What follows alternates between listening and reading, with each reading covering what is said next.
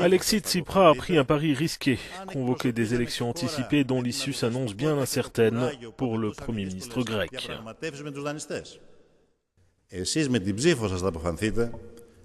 Vous, avec votre vote, vous jugerez si l'accord que nous avons négocié dispose des bonnes conditions pour surmonter l'impasse et peut contribuer au redémarrage de l'économie, et si cet accord nous permet de mettre fin au mémorandum et aux mesures d'austérité cruelles.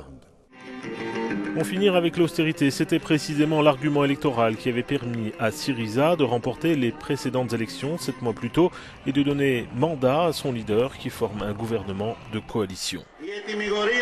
Le verdict énoncé par le peuple grec met fin, sans l'ombre d'un doute, au cercle vicieux de l'austérité dans notre pays.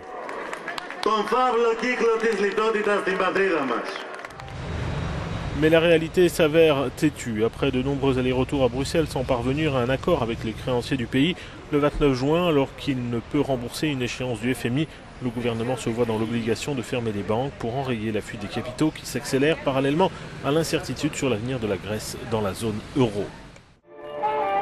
Quelques jours plus tard, les Grecs refusent par référendum le programme de l'Eurogroupe du 25 juin qui prévoyait des nouvelles mesures d'austérité. Le lendemain, Yanis Varoufakis, ministre grec des Finances et bête noire de l'Eurogroupe, marque son désaccord avec Tsipras en démissionnant. Est-ce le signe d'un changement de cap ?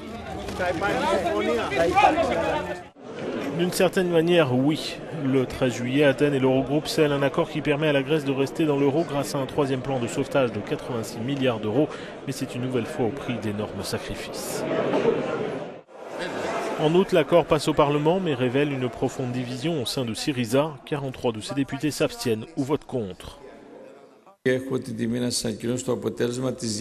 25 députés décident de suivre l'ancien ministre de l'énergie, Panayotis Lafazanis, qui forme un nouveau parti, Unité Populaire, qui devient la troisième force à la Vouli. Privé de facto de sa majorité parlementaire, le Premier ministre n'a plus trop le choix. Pour rester au pouvoir, il va devoir de nouveau passer par les urnes. Parmi les nouvelles réformes prévues, les plus dures qui passent par de nouvelles augmentations des impôts et des baisses des retraites doivent être implémentées en octobre. Difficile dans ce cas-là d'obtenir la confiance des Grecs.